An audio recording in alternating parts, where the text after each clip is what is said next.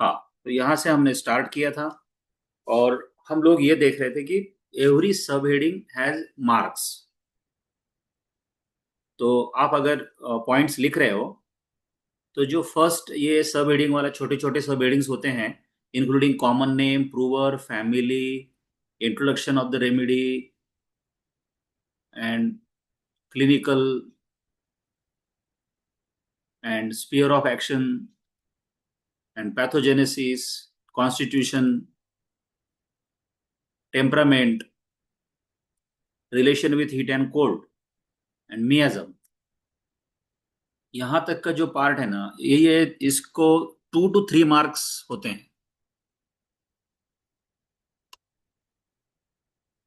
और नेक्स्ट जो guiding symptom का पार्ट होता है, तो ड्रग पिक्चर में उसके लिए 4 to 5 मार्क्स वो गाइडिंग सिम्टम के लिए रखते हैं और 4 to 5 मार्क्स मेंटल सिम्टम्स के लिए रखते हैं। और रिमेनिंग पार्ट जो है उसके लिए 4 to 5 मार्क्स होते हैं। और रिमेनिंग पार्ट में आपको लिखना होता है पर्टिकुलर्स, उस ड्रग का एक्शन। सपोज किसी ड्रग का एक्शन जीआई ट्रैक्ट के ऊपर है, गैस्ट्रोइंटेस्टिनल ट्रैक्ट है, डायोरिया है, डिसेंट्री है, लाइक नक्स वोमिका। उस ड्रग में जो इंपॉर्टेंट है वो पर्टिकुलर आपको वहां पे एटलीस्ट तीन तीन पर्टिकुलर लिखना है आपने। आपने देखा होगा किसी ड्रग में चाइल्ड इंपॉर्टेंट है, किसी ड्रग में रेस्पिरेटरी सिस्टम इंपॉर्टेंट है, किसी ड्रग में स्किन इंपॉर्टेंट है, किसी ड्रग में urinary tract infection, urinary symptoms important है, किसी ड्रग में फीमेल जेनिटल ऑर्गन इंपॉर्टेंट है। तो हम ड्रग पिक्चर में क्या करेंगे, गाइडिंग सिम्टम लिखने के बाद, मेंटल सिम्टम लिखने के बाद कम से कम 3 या 4 पर्टिकुलर्स लिखेंगे। पर्टिकुलर्स मीन्स, मैं फिर से एक बार रिपीट कर रहा हूं, particulars means particular system which is affected by the remedy, particular part, particular organ. Suppose किसी रेमेडी में हेडेक इंपॉर्टेंट है तो वो उस रेमेडी का पर्टिकुलर बन जाएगा इंपॉर्टेंट। किसी रेमेडी के लिए फीवर इंपॉर्टेंट है तो वो उसके टॉप 3 में आ जाएगा। ये मैं इसलिए बोल रहा हूं ताकि आप बुक्स पढ़ोगे, बोरिक पढ़ोगे, दुबे पढ़ोगे, फाटक्स मट रेमेडिका पढ़ोगे, केंट्स मट रेमेडिका पढ़ोगे, तो इसमें क्या होगा कि आपको बहुत सारे सिम्टम्स मिलेंगे आपको, मतलब eyes, nose, ear, mouth, throat, ये वो बहुत सारे, वो उन्होंने मटेरिया में ऐसे सिस्टम ही है वो मटेरिया लिखने का। लेकिन as a drug picture exam के लिए मैं इजी पार्ट आपको जो बता रहा हूं वो ऐसा है कि आपको 3 या 4 ही इंपॉर्टेंट पर्टिकुलर्स याद रखने हैं उस रेमेडी के लिए। जैसे एकोनाइट के लिए क्या इंपॉर्टेंट है भाई, तो उसके लिए आप रेस्पिरेटरी सिस्टम याद रख सकते हो, जीआई ट्रैक्ट याद रख सकते हो, फीमेल याद रख सकते हो, फीवर याद रख सकते हो ज्यादा से ज्यादा ऐसा। तो अपना फिक्स होना चाहिए, तो डरना नहीं, नहीं तो एग्जाम के समय क्या हो जाता है कि मटेरिया में बहुत ज्यादा कंफ्यूजन हो जाता है। तो हर रेमेडी में आप सबके सब पार्ट्स नहीं लिख सकते, नहीं लिखना चाहिए। अभी हम क्योंकि एक्सपीरियंस्ड है तो हमको पता है कि एग्जामिनर क्या देखेगा और एकोनाइट के लिए क्या इंपॉर्टेंट है, नक्सोमिका के लिए क्या इंपॉर्टेंट है, पल्सटिला के लिए क्या इंपॉर्टेंट है, ये मैं आपको सब बताते चलूंगा। यहां से हम डिस्कशन स्टार्ट कर रहे हैं। हमारा drug picture starting part, number 1, ये जो अभी यहां तक मैंने दिखाया। Number 2, guiding symptoms. Number 3, mental symptoms, mind, patient का स्वभाव, नेचर। और नंबर 4, पर्टिकुलर्स। और पर्टिकुलर्स में भी कैसा, 3 या 4 main particulars, and at last modalities. फिर से आप लिखोगे मोडालिटीज, और कुछ खास ड्रग का रिलेशनशिप है तो वो आपको लिखना पड़ेगा। जैसे एकोनाइट कौन से ड्रग के साथ अच्छा काम करता है तो वो उसका कॉम्प्लीमेंट्री बन जाएगा। और एकोनाइट का दुश्मन कौन है, तो वो उसका एंटीडोट बन जाएगा। तो एक एक करके हम देखेंगे। पहला सब रीडिंग मैं फिर से आपको लेके चल रहा हूं कि स्टार्ट कैसा करोगे ड्रग पिक्चर। स्टार्ट करने के लिए छोटे छोटे सब रीडिंग्स है, और इसमें 2 to 3 मार्क्स देता हूं मैं इसको। जो स्टार्टिंग पार्ट है ये पूरा ही इंट्रोडक्शन में आता है। इसमें से कॉमन नेम मॉन्कशूड इजी है, प्रूवर डॉक्टर हैनीमन इजी है। इसका जो फैमिली, क्योंकि ये प्लांट किंगडम से आता है, जो भी प्लांट किंगडम के रेमेडीज है उसमें आप उसको फैमिली लिखोगे। कल मैंने आपको एग्जांपल बताया था रेननक्यूलेसी फैमिली, रूबिएसी फैमिली, लोगेनियासी फैमिली, अलग अलग फैमिलीज होते हैं। और फिर इंट्रोडक्शन में हो सकता है 1-2 सेंटेंसेस आप सिर्फ लिखो। इसमें ज्यादा टाइम वेस्ट नहीं करना है आपको, आपके पास टाइम कम होता है ड्रग पिक्चर लिखने के लिए। तो इंट्रोडक्शन में हम ये बताएंगे, कल हमने बताया था कि एकोनाइट एक डेंजरस पॉइजन है, बट डॉक्टर हैनीमन ने किस तरह से by the potentization method, the great potentization process, जिसमें हम 1 drop of that medicine and 99 drops of alcohol वगैरह लेते हैं, और उसको डाइल्यूट करके उसके क्यूरेटिव पावर को उन्होंने बढ़ाया, और एज अ क्यूरेटिव रेमेडी उसको यूज किया। और उसके बाद डॉक्टर क्लार्क के बारे में मैंने बताया था कि कैसे ये इंपॉर्टेंट है, अभी एकोनाइट उनके लिए कैसा इंपॉर्टेंट है, कि उन्होंने तो उसको ABC में जगह दी है। A for aconite, B for belladonna and C for chamomilla. और फिर हमने देखा था कि why why it is taken together. तो aconite causes turmoil in circulation, कैसे ब्लड सर्कुलेशन में टर्मोइल लाता है वो भी हमने देखा था। और belladonna causes turmoil in brain, and chamomilla causes turmoil in temperament. Temperament means वो व्यक्ति का स्वभाव। अचानक से पेशेंट वायलेंट हो जाता है, चिढ़ जाता है, बच्चा है तो बच्चा बहुत ज्यादा रोने लग जाता है, that is turmoil in temperament. और फिर हमने देखा था how एकोनाइट is a short and quick acting superficial remedy.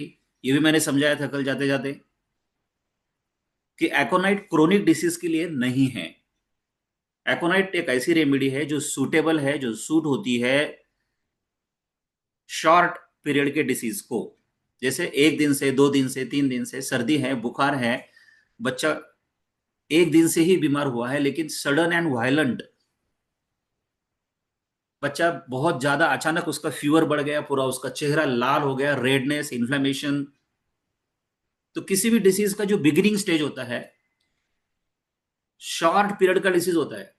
एकोनाइट कभी भी यूजफुल नहीं है जिस डिसीज को 10-15 दिन हो गए हो, 1 महीना हो गया हो, 2 महीना हो गया हो, 1 साल हो गया हो।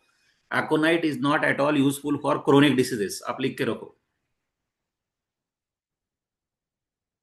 तो एक्यूट डिसीज के लिए यूजफुल है, शॉर्ट है टाइम उसका। एग्जाम्पल याद रखने के लिए आप याद रखो कि एक छोटा बच्चा है, छोटा बच्चा बीमार हो जाता है, और 1 दिन से बीमार है, बस 1 या 2 दिन से ही बीमार है, लेकिन बहुत ज्यादा सर्दी है, बहुत ज्यादा छींके आती है, बहुत ज्यादा खांसी है, और फीवर उसको बहुत ज्यादा आ गया, मतलब हर चीज उसकी हायर साइड में है।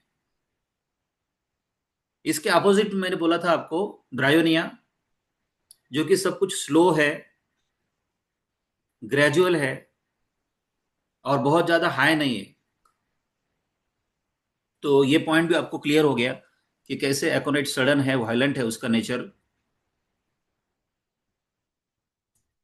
फिर हम क्लिनिकल की तरफ आए थे, तो मैंने बताया था कि जैसे स्पीयर ऑफ एक्शन आपने याद रखा कि टर्मोइल इन सर्कुलेशन, जब मैं बोलता हूं ब्लड सर्कुलेशन, तो मुझे याद होना चाहिए कि कैसे ब्लड वेसल्स में उसका ब्लड का स्पीड बढ़ जाएगा, ब्लड का स्पीड बढ़ने से ब्लड प्रेशर बढ़ जाएगा। और फिर एपोप्लेक्सी एक वर्ड आता है, और अगर आपको ये डिफिकल्ट लगता हो तो आप डायरेक्टली बोल सकते हो ब्रेन हेमरेज या पैरालिसिस, प्रेशर की वजह से आर्टरी का फट जाना। फिर मैंने बोला था दूसरी सिस्टम आप याद रखो, रेस्पिरेटरी सिस्टम। तो रेस्पिरेटरी सिस्टम सिस्टम के ऊपर से हम क्लिनिकल्स याद रखेंगे। तो लिखते समय फिर मैं रेस्पिरेटरी सिस्टम में लिखूंगा there is asthma, there is a cough, difficult respiration, etcetera etcetera. फिर मैंने बोला था GI ट्रैक्ट याद रखो। गैस्ट्रो इंटेस्टिनल सिस्टम में मैं बोलूंगा डिसेंट्री, कॉलरा। ब्रेन के लिए कन्वर्जन, एपिलेप्सी। और फीमेल जेनिटल्स के लिए एमेनोरिया एंड डिस्मेनोरिया, बस। तो यहाँ पर भी मेरा एडवाइस है कि ऐसा पूरा बुकिश पिक्चर लिखने की जरूरत नहीं है। 1 2 3 4 5 6, एटलीस्ट 6 आप उसमें क्या करो, क्लिनिकल कंडीशन के नाम लिखो। क्लिनिकल कंडीशन में फिर से आपको रिवाइज कर रहा हूँ, जो भी मॉडर्न लैंग्वेज में दिया है, अलाइड एलोपैथिक एमबीबीएस की लैंग्वेज में जो डिसीज का नाम देते हैं, उस नाम के साथ हमको बोलना, दैट इज क्लिनिकल। तो जैसे डिसीज का नाम होता है chicken pox, epilepsy, diarrhoea, amenorrhoea, dysmenorrhoea, तो aconite is useful in this diseases. अब ये इंपॉर्टेंट है यहाँ पे, predominantly useful for cerebrospinal nervous system, brain, serous and mucous membrane. लेकिन यहाँ पे मैं आपको सीधा इसको थोड़ा और इजी कर देता हूँ। इसको क्या करते हैं हम, sphere of action respiratory system.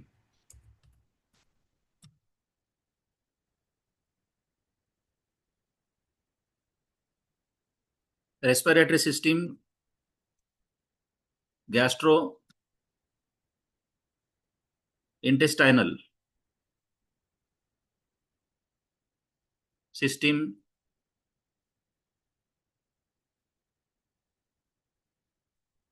Female genital organs. आगे आपको समझ में आएगा कि इसकी ये लिखना कैसे फिर इजी हो जाता है। Sphere of action is for inflammation,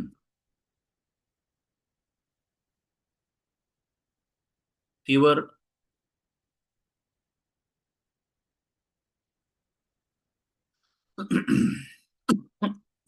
बस इतना काफी है। हाँ, urinary tract.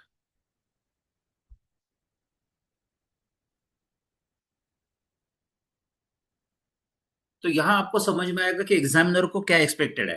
Clearly sphere of action में मुझे ये बताना है कि एकोनाइट होम्योपैथिकली आप कौन से ऑर्गन के लिए, कौन से पार्ट के लिए यूज कर सकते हो। तो दोनों में का डिफरेंस समझ लो। क्लिनिकल में हमने क्या किया था, डिसीज का नाम बताया था। तो I can put it this way also.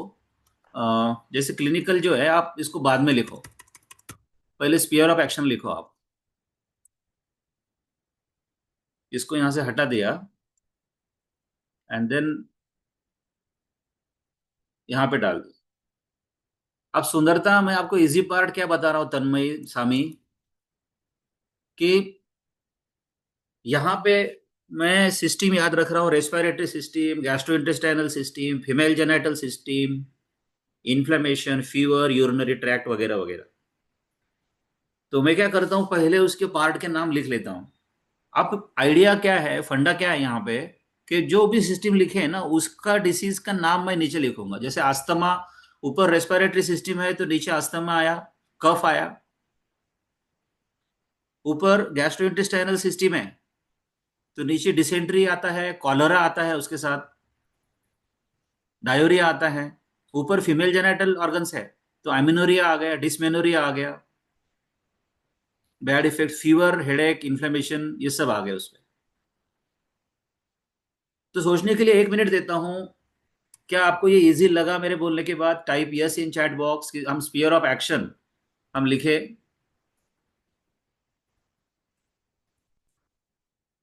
और फिर आइडिया से हम याद रखें उसके डिसीजेस, ताकि हमको फुल मार्क्स मिले। Yes Vaishnavi, thank you. Tanmay, thank you. 1 minute देता हूँ सोचने के लिए। मैथमेटिक्स को हम इसी तरह से पढ़ेंगे कि बीच बीच में मेरा पॉज रहेगा, और फिर उस पॉज में आप सोच के मुझे बोल सकते हो कि हाँ सर इसको एक्सप्लेन करिए, ये डिफिकल्ट है, ये ऐसा है।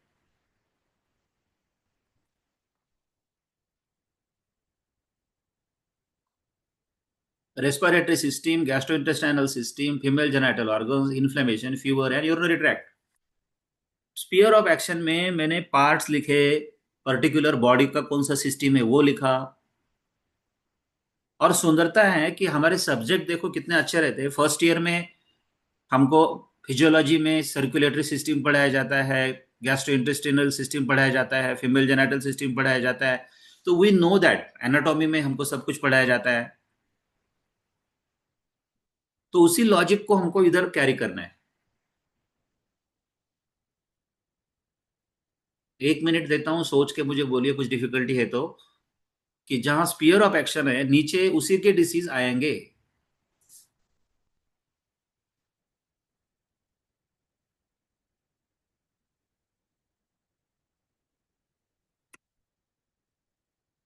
अब आगे चलते हैं pathogenesis.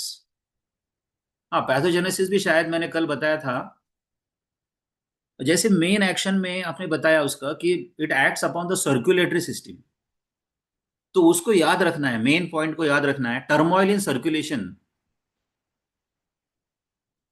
ABC, A for aconite, B for belladonna, C for chamomilla. Aconite में हमने देखा था टर्मोइल इन सर्कुलेशन, बेलेडोना में हमने देखा था टर्मोइल इन ब्रेन, और चैमोमिला में हमने देखा था टर्मोइल इन टेम्परामेंट। तो अब टैक्टिकली क्या करना है कि उसी को याद करके पैथोजेनेसिस मींस उस ड्रग प्रूविंग में क्या एबनॉर्मल सिम्टम्स प्रोड्यूस हुए, that is pathogenesis, like pathology. Physiology is a study of normal human body, and pathology is a study of disease, abnormal, simple। यहां क्या होता है, एकोनाइट के एक्शन में क्या होता है, टर्मोइल इन सर्कुलेशन होता है। और जब सर्कुलेशन में टर्मोइल आएगा तो ब्रेन में क्या होगा, इरिटेशन होगा। सेरेब्रोस्पाइनल नर्वस सिस्टम में क्या होगा, एक्टिविटी बढ़ जाएगी। Tension and congestion with tendency towards inflammation. तो ये खास करके ये वर्ड आप याद रखोगे, tension and congestion with tendency towards inflammation. अब क्या है ना कि मेट्रामेडिका में आते आते सेकेंड ईयर में तो बहुत अच्छा आपको फायदा हो जाता है कि पैथोलॉजी है। तो टर्मिनोलॉजी जो है, जो वर्ड्स है ना, वो समझने लगते हैं। जैसे अभी आपको जनरल पैथोलॉजी में इन्फ्लेमेशन समझाएंगे, कंजेशन समझाएंगे। तो inflammation and congestion is a beginning stage of pathology. Suppose मुझे थ्रोट में इन्फेक्शन होना है, और पहले दिन मुझे ना there is a pain in my throat, there is a redness, cough is there. तो कभी भी याद याद रखना कि पैथोलॉजी में जो पहला स्टेज है ना, पहला बिगिनिंग स्टेज ही इन्फ्लेमेशन है। इसको हम इन्फ्लेमेशन बोलते हैं। Where there is a redness and pain, there is a heat. कहीं भी ले लो फिर आप, अब आपका कंजंक्टिवा है तो it is called as conjunctivitis. Nose में अगर है इन्फ्लेमेशन तो it is called as rhinitis, ITIS, that is inflammation. Urethritis, cystitis, tonsillitis, ITIS। मतलब किसी भी ऑर्गन को अफेक्ट होना है तो याद रखो कि पैथोलॉजी का पहला स्टेज ही है, पहला स्टेप है इन्फ्लेमेशन। और सुंदरता है, इसीलिए हम बोलते हैं कि aconite is remedy for first stage of disease. Aconite is a remedy for first stage of disease. So उसके पैथोजेनेसिस में मैं क्या लिखूंगा, एक्चुअली इन सिंपल लैंग्वेज में ऐसा लिखूंगा।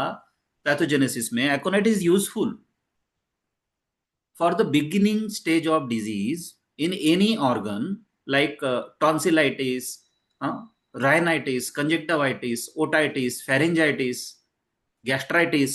मैं ITIS लगा के लिख सकता हूं। Inflammation is for aconite and aconite is for inflammation. ये एक पॉइंट मैंने क्लियर किया। अगर आपको समझा हो तो please type yes in chat box कि एकोनाइट क्या है पैथोलॉजिकली, वो क्या प्रोड्यूस करेगा। और डिफरेंट डिफरेंट पार्ट्स का एग्जांपल देके हमने बताया किसी भी पार्ट का बिगिनिंग स्टेज होता है इन्फ्लेमेशन, और उसको हमने लगाया ITIS। Yes, thank you, thank you. ये मैं इसलिए बता रहा हूं ताकि इजी इजी हम उसको लिख सके। मैथमेटिका का और मेरा रिलेशन मैं आपको बताऊं कि जैसे उस समय फर्स्ट ईयर में हमको 70 ड्रग्स होते थे। आप बिलीव नहीं करोगे, 70 ड्रग्स हमको फर्स्ट ईयर में ही होते थे मैथमेटिका के। और मुझे जैसे किसी को मैथ्स इजी जाता है, किसी को इंग्लिश इजी जाता है, तो मुझे मैथमेटिका इजी जाता था। तो मैंने जो अपने नोट्स बनाए थे, तो वो इतना सिंपल और उतना इतना इजी थे कि सारे जूनियर स्टूडेंट्स मेरे तरफ से आके उसको समझते थे। They can understand it very easily.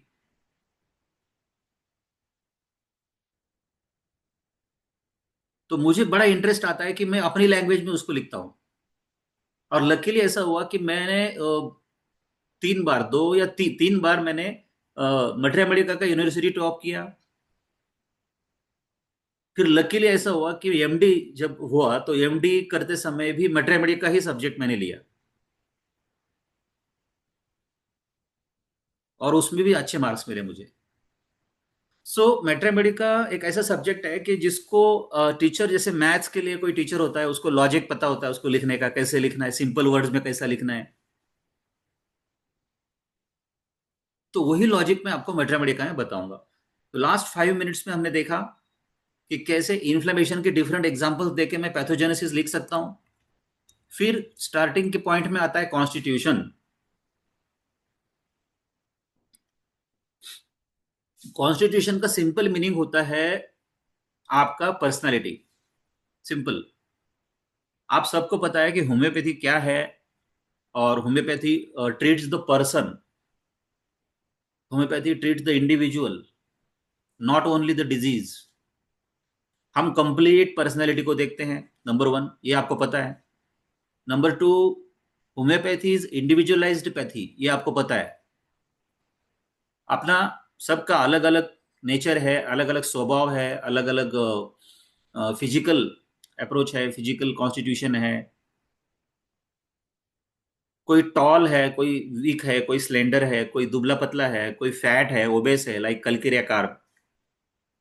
तो पहले उनको आंखों के सामने लेके आओ। ऐसे लोगों को आंखों के सामने लेके आओ विच आर स्टाउट, सपोज जिनका ज्यादा हाइट नहीं है। ऐसे लोगों को सामने लेके आओ जिनका हाइट बहुत ज्यादा है, एकदम दुबले पतले हैं।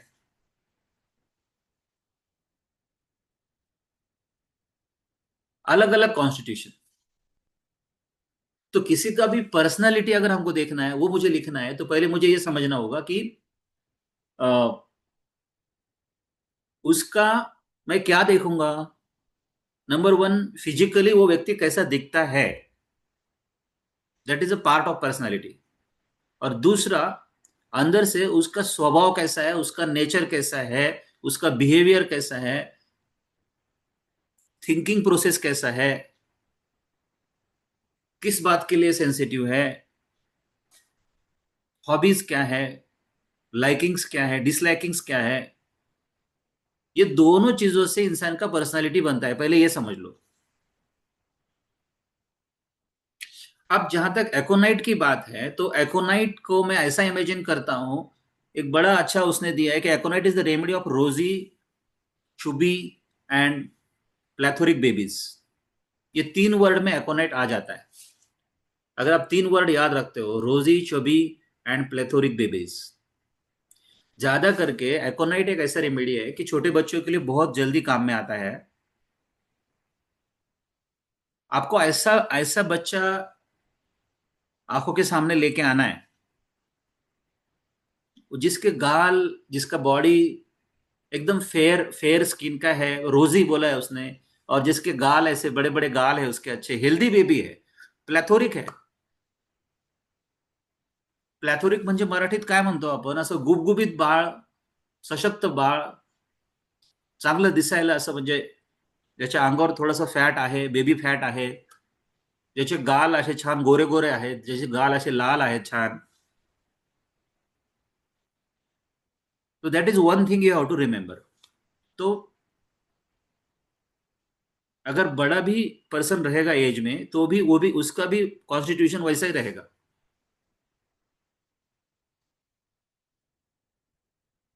सो It is indicated in a plethoric sanguine person with rigid fiber, dark hair, eyes, and plethoric habits who lead a sedentary life and who are most in need of aconite are strong, robust person. Sanguine temperament means what? Sanguine temperament describes an optimistic, energetic, sociable person, enjoys the novelty and adventure, but can also be impulsive, disorganized, or prone to the shallow connections. Sanguine individuals are typically extroverted, charismatic, forgiving, preferring variety and immediate enjoyment over routine and long term commitment. And their weakness includes a lack of discipline, potential difficulty with deep commitments, and tendency to the easily distracted और unfocused. तो आप यहाँ पे आपको ये लिखने की जरूरत नहीं है. जस्ट टेम्परामेंट में आपको एक ही वर्ड लिखना है, सैंग्वाइन टेम्परामेंट. ये आपको समझने के लिए, मीनिंग के लिए मैंने यहाँ पे रखा हुआ है. सैंग्वाइन टेम्परामेंट क्या है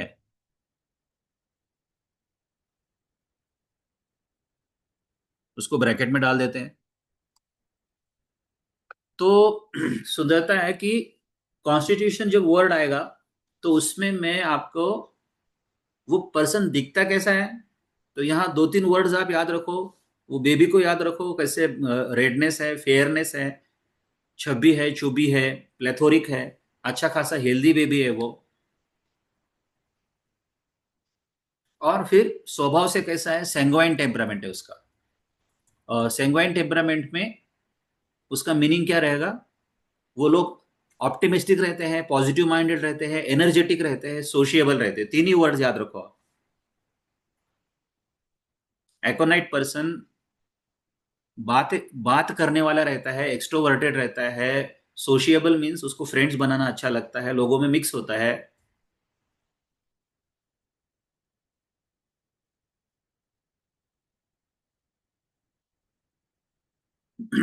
नाउ नेक्स्ट आता है relation with heat and cold. Homeopathy में ये एक चीज इंपॉर्टेंट है.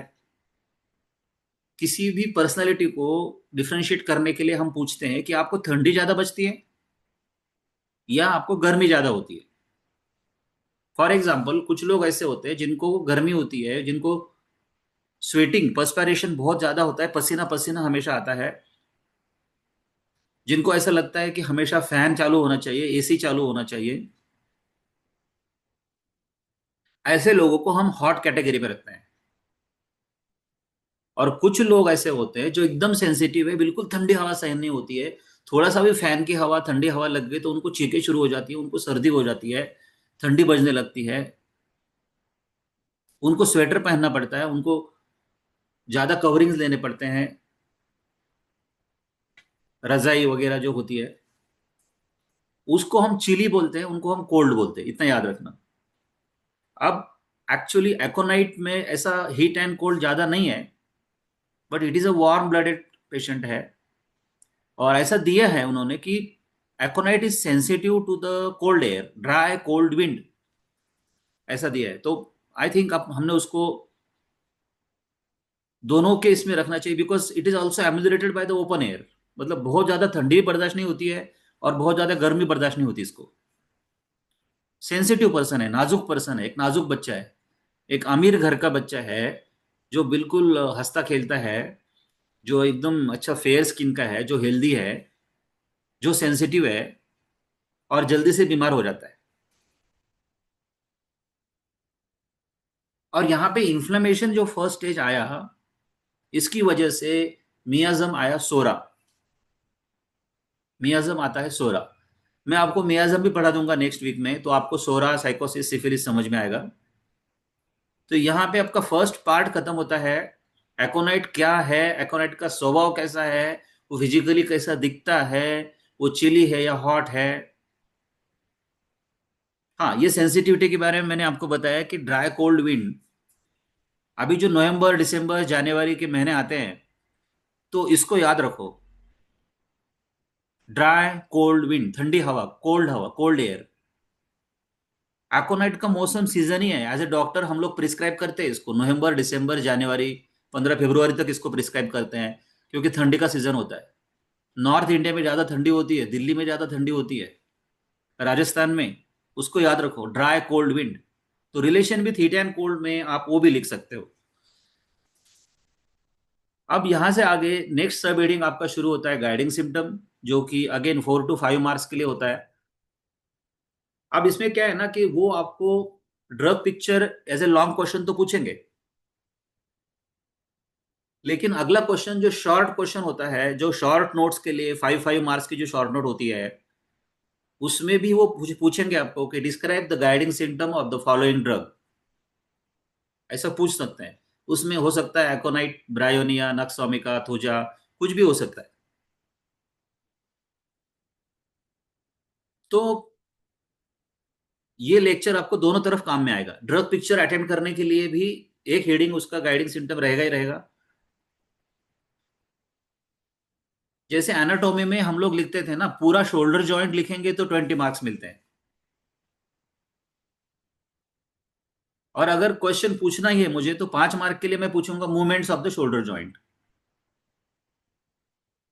या फिर 5 मार्क के लिए मैं पूछूंगा ligaments of the shoulder joint, relations of the shoulder joint. मतलब बड़ा लॉन्ग क्वेश्चन, उसका एक शॉर्ट नोट। चलो, ये चीज आपको क्लियर हो गई। दूसरा, गाइडिंग सिम्टम और पर्टिकुलर सिम्टम में क्या डिफरेंस होता है, इसको अच्छी तरह से समझ लो। गाइडिंग सिम्टम और पर्टिकुलर सिम्टम में ये डिफरेंस होता है कि guiding symptoms are very important symptom as a personality. उसका नाम ही रखा है guiding symptom, the symptoms which guides me. मैं बार बार कहूंगा आपसे कि होम्योपैथी में हम क्या देखते हैं, पूरा पर्सनालिटी देखते हैं। तो गाइडिंग सिम्टम को उन्होंने मेट्रिया मेडिका में इन जनरल कंसिडर किया है। सपोज राज साळुंके है, तो जो बहुत मेन इंपॉर्टेंट सिम्टम है, जो मेरी पर्सनालिटी को दिखाते हैं, जो टेंडेंसी है मेरी, वो गाइडिंग में आएंगे। और पर्टिकुलर सिम्टम क्या होते हैं कि सपोज आप, मेरी प्रूविंग में मुझे रेस्पिरेटरी तकलीफ नहीं हुई, मुझे जीआई ट्रैक्ट की तकलीफ हुई, डिसेंट्री हुआ या डायोरिया हुआ, दैट इज पर्टिकुलर। दूसरी तरीके से समझो इसको कि जब एकोनाइट का ड्रग प्रूविंग हुआ होगा अराउंड 1790, 1790,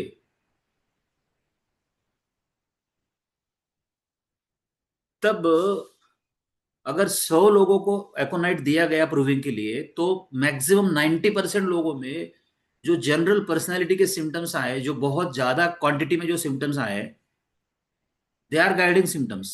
गाइडिंग सिम्टम्स आर दो symptoms which are very important for prescription, which are seen in many patients, in large number of patients of aconite, which are very strong, commonly recurrently appearing symptoms. They are guiding symptoms. तो थोड़ा सा difference समझ लो guiding symptom में और particular symptom में। चलते हैं आगे। जैसे कि अब एकोनाइट में यहां पर हनीमन ने दिया है, tension is the keynote of aconite. Due to irritation of the mind and affection of circulation, tension always prevails in the aconite patient. तो एक पहला कीवर्ड आप याद रखोगे, tension. Tension means mental tension भी है और टेंशन इन द सर्कुलेशन भी है। दो टाइप का टेंशन है वहां पे। दूसरा पॉइंट आता है, एकोनाइट is indicated in the first stage of any acute disease. मैं पहले पहले भी मैंने आपको बताया।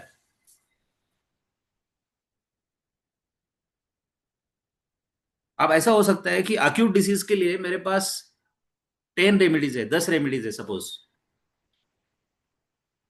लेकिन एकोनाइट में कब प्रिस्क्राइब करूंगा? तो उन्होंने गाइडिंग सिम्टम में देखो कितना इंपॉर्टेंट बताया कि where the complaints are sudden and violent. मैंने ये बार बार रिपीट किया है sudden and violent acute case, बहुत समय नहीं हुआ है, बच्चा आज ही बीमार हुआ है, आज सुबह से ही, एक दिन से ही बीमार हुआ है, सडनली हुआ है, लेकिन बहुत ज्यादा हुआ है, 104 डिग्री 103 डिग्री का फीवर है उसको, रेडनेस भी बहुत ज्यादा है, सडन भी है और वायलेंट भी है। स्लो नहीं है, स्लो डिसीज एकोनाइट में हो नहीं सकता, स्लो ब्रायनिया में होता है। नेक्स्ट गाइडिंग सिम्टम आता है रेस्टलेसनेस। मैंने बोला ना कि गाइडिंग सिम्टम में वो एकदम सिलेक्टेड सिम्टम्स रखते हैं which are most important symptoms.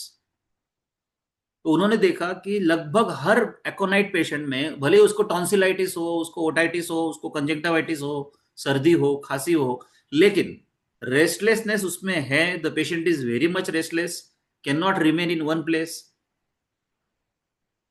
एक तो हेल्दी रोबस्ट रहता है, वो इधर उधर घूमते रहता है फिजिकली।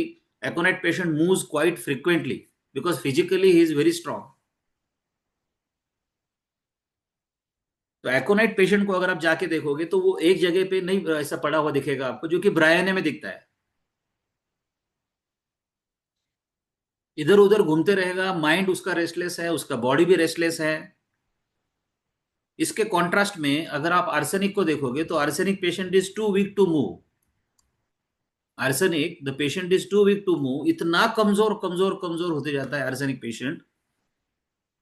उसका मेंटल रेस्टलेस तो है, लेकिन वो अपने बिछाने से हिल नहीं सकता है। So this is arsenic. लेकिन अभी यहाँ पे मीटिंग खत्म हो रही है, तो आज फिर हमको यहाँ पे रुकना पड़ेगा, और फिर कल के लेक्चर में हम थोड़ा डिस्कस करेंगे। स्लो स्लो स्लो मैं आपको लेके जा रहा हूँ, ताकि आपको अचानक से बोर ना हो। तो आज के लिए बस इतना ही, यहाँ पे हम रुकेंगे, नेक्स्ट लेक्चर में इसको कंटिन्यू करेंगे। तब तक के लिए गुड बाय।